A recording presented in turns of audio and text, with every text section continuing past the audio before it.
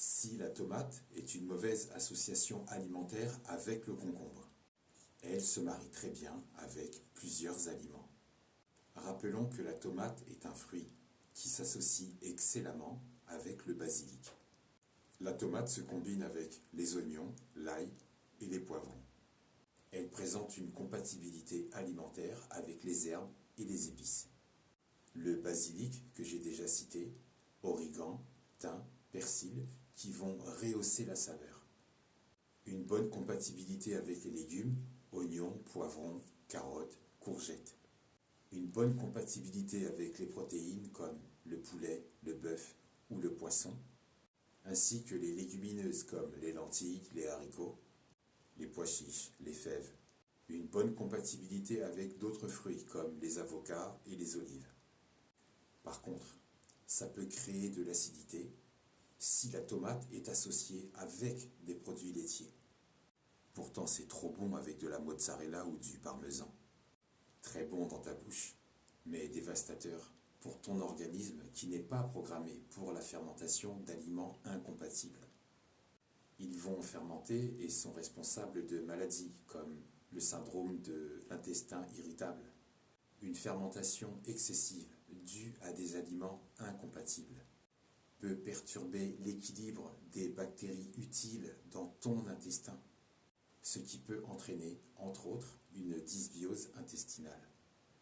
Ça fait des années que je combine tomates et mozzarella et je n'ai jamais eu de problème. C'est un argument que j'entends souvent. Certaines personnes peuvent avoir des intolérances à des aliments spécifiques, comme le lactose ou le gluten. Chaque personne réagit différemment.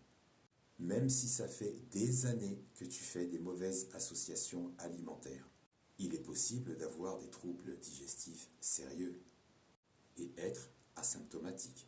C'est-à-dire que tu ne présentes pas de symptômes évidents ou visibles, mais qui se produisent dans ton organisme. Des troubles chroniques, certaines affections digestives comme la maladie cœliaque ou la colite ulcéreuse, qui peuvent évoluer lentement, venir en traître, et ne pas provoquer de symptômes immédiats ou évidents, surtout dans les phases initiales. Un autre phénomène, l'adaptation de l'organisme. Ton corps peut s'adapter à des troubles digestifs, masquant ainsi les symptômes. Donc l'argument « ça fait des années que tu manges comme ça et que tu n'as jamais eu de problème » me rappelle par exemple qu'une personne peut s'habituer à des douleurs ou à des inconforts légers sans les signaler. Elle se dit « c'est rien, c'est pas grave, ça va passer ». Il y a aussi la variabilité des symptômes.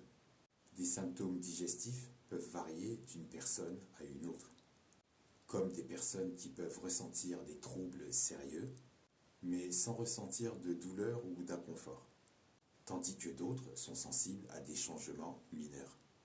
Il y a ce qu'on appelle le dysfonctionnement silencieux, comme l'apparition de polypes ou de tumeurs dans le système digestif, qui peuvent ne pas provoquer le moindre symptôme, jusqu'à ce qu'un jour elles atteignent un stade très avancé.